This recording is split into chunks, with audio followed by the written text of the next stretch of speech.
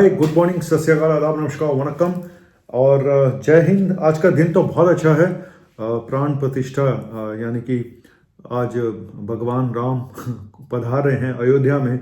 अच्छा दिन था, लेकिन मैं आपको एक बुरी खबर सुनाने जा रहा हूँ, क्योंकि मैं हूँ एक डॉक्टर और मेडिकल जगत से रिलेटेड कोई भी न्यूज़ आती है तो मुझे बतानी पड़ती है।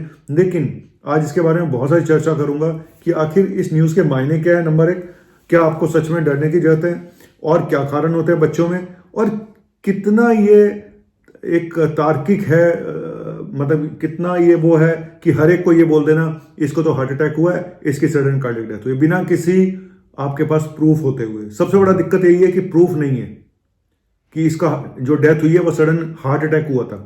ये कैसे प्रूव करें? पेशेंट तो सडन चला जाता है ना। जहां पे फाउल प्ले की संभावना होती है वहां डॉक्टर बोलते हैं कि मेडिको पोस्टमार्टम करा लीजिए। अगर पेशेंट हॉस्पिटल पहुंच जाता है वहां तो फिर कराना ही पड़ता है, अगर डॉक्टर ने बोल दिया तो।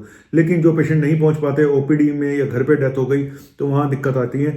ये किस्सा है बिजनौर का, जहां पे 5 साल की बच्ची कामिनी जो एक मोबाइल पे कार्टून फिल्म देख रही थी, जो भी देख रही थी, तो उसको सडन वो गिर जाती है और उसकी मृत्यु हो जाती है। बताया जा रहा है कि हार्ट अटैक से मृत्यु हुई।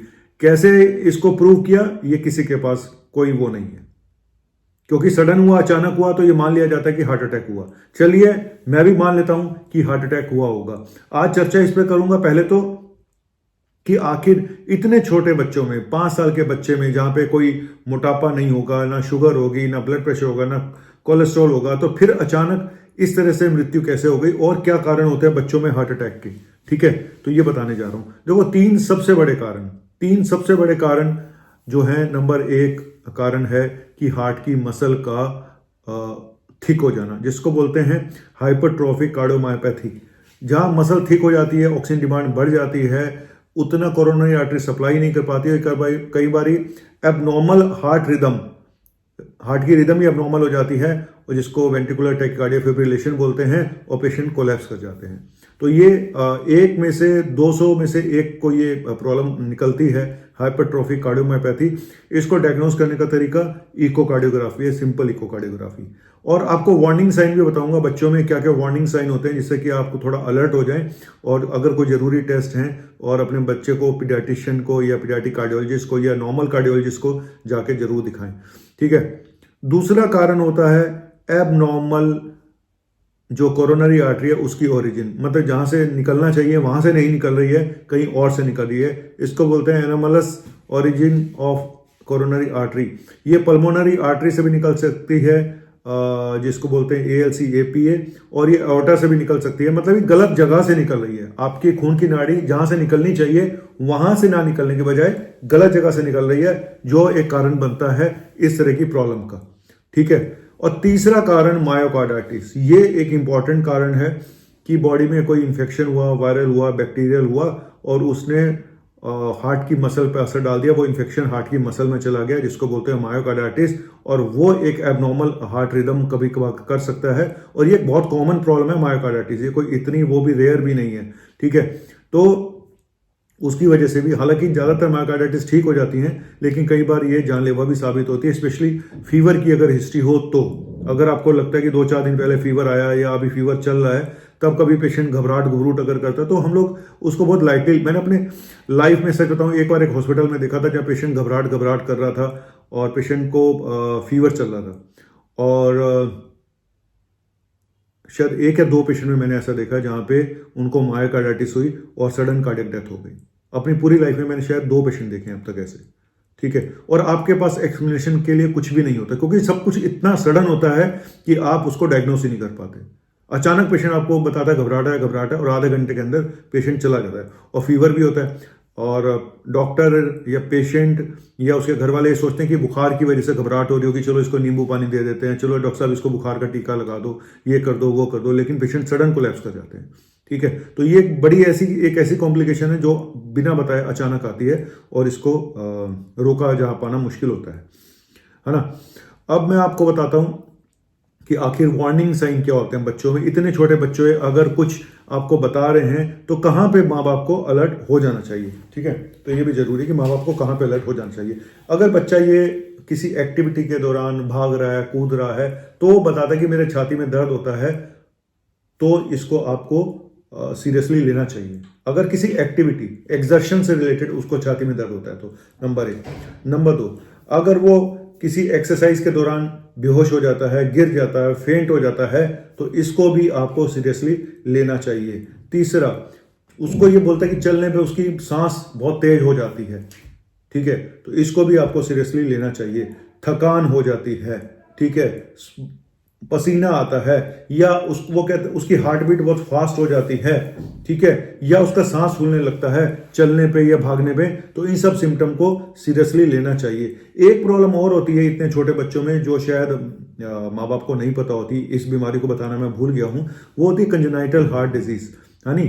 तो मतलब कि बच्चे के हार्ट में कोई डिफेक्ट है, कहीं उसको छेद है, या उसको कोई और वॉल में डिफेक्ट है, तो बचपन से है लेकिन माँ बाप को नहीं पता चला। कई बार ये चीज़ें डायग्नोस आगे चल के होती है, जब आप एक्सीडेंटली पीडियाट्रिशियन के पास गए, उसने आला लगा के देखा बुखार के लिए, तो उसको एक यहाँ पे कुछ साउंड नजर आई, तो उसने बोला कि सर इको करा के देखो, तो पता चला इसका बच्चे में तो छेद है दिल का, और वो भी इस तरह का है कि इसको तुरंत ऑपरेट भी कराना पड़ेगा।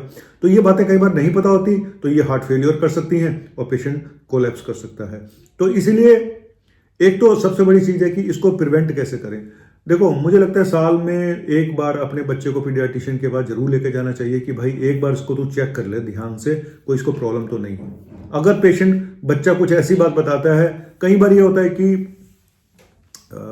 डॉक्टर या माँ बाप ये सोचते हैं कि स्कूल जाने का बहाना कर रहा है ना, तो ये सिर्फ इसको कुछ नहीं है, ये सिर्फ स्कूल जाने का बहाना करता है। तो ये चीज़ें कई बार नेग्लेक्ट हो जाती है, इग्नोर हो जाती है, क्योंकि कोई ये सोच भी नहीं सकता कि इतने छोटे बच्चे को, 5 साल के बच्चे को, 6 साल के बच्चे को हार्ट अटैक भी हो सकता है। लेकिन जो जेनेटिक चीज़ें हैं, जो कंजेनाइटल हैं, जो पैदाइशी बीमारियां हैं, उनका कोई तोड़ नहीं है। उनको डायग्नोस करना, टाइम पे डायग्नोस हो जाए, बहुत बड़ी बात है। और ये पीडियाट्रिशियन का एक बहुत बड़ा जिम्मेदारी बनती है कि वो बहुत सावधानी से बच्चे को स्टेथोस्कोप लगा के जांच करे। जब भी पेशेंट आपके पास आए तो बच्चों को, मुझे लगता है कि एक बार उसका कार्डियक एग्जामिनेशन, ये स्टेथोस्कोप काफ़ी चीज़ें बता देता है, मैं सच बता रहा हूँ।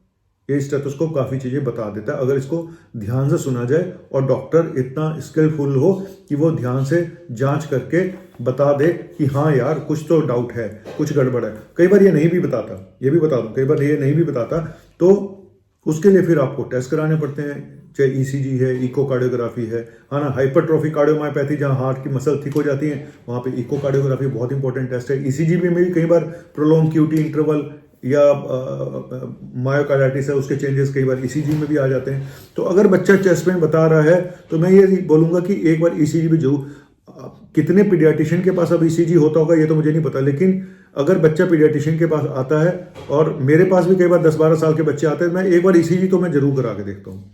और अगर मुझे डाउट होता है तो मैं बोल देता हूँ कि हाँ भाई टेस्ट करा लो। लेकिन ये बात भी सच है कि ज़्यादातर बच्चों में चेस्ट पेन के कारण नॉन कार्डियक होते हैं।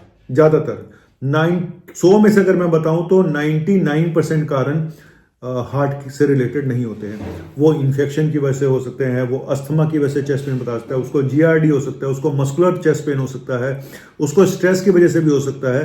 तो 99% में तो कारण कुछ और होता है ना। सिर्फ 1% क्या, 1% से भी कम केसेस में कार्डियक कारण होता है, 1% से भी कम। लेकिन वो 1% जिसके साथ भी होगा, जैसे मैंने बताया यहाँ पे हाइपरट्रोफिक कार्डियोमायोपैथी 200 में से 1 को होती है, तो 0.5% हुआ, ठीक है।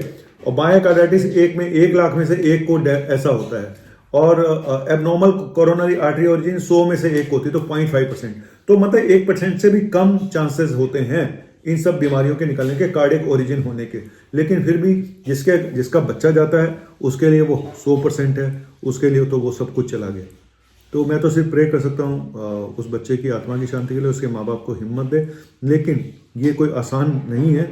फिर भी यही बोलूँगा कि बच्चा अगर कोई कंप्लेंट बताता है, उसको कम से कम एक बार ले जाके डॉक्टर के पास चेकअप जरूर कराएं। चांसेस 99% यही है कि कुछ नहीं निकलेगा, ठीक है। लेकिन वो 1% बहुत भारी पड़ता है उन माँ बाप के लिए जिनका ये बच्चे के साथ ऐसा होता है।